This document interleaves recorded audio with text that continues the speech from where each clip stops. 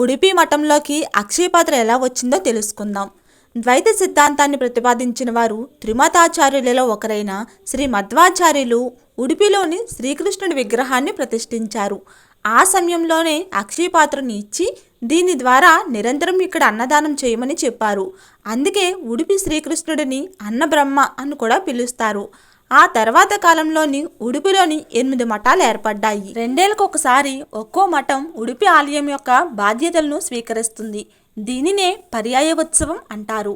ఆ సమయంలో అప్పటి వరకు ఎవరైతే బాధ్యతలు నిర్వహిస్తారో వారి నుండి అక్షయపాత్ర కొత్తగా అధికారం తీసుకోబోయే మఠానికి అప్పగిస్తారు. ద్వాపరయుగంలోని సూర్యుడు ఇచ్చిన అక్షయపాత్ర మధ్వాచార్యుల దగ్గరకు ఎలా వచ్చిందంటే, మధ్వాచార్యులు వాయుదేవుడి అంశతో జన్మించారు. ద్వాపరయుగంలోని భీముడే కలియుగంలోని మధ్వాచార్యులుగా జన్మించాడని అంటారు. జై శ్రీకృష్ణ.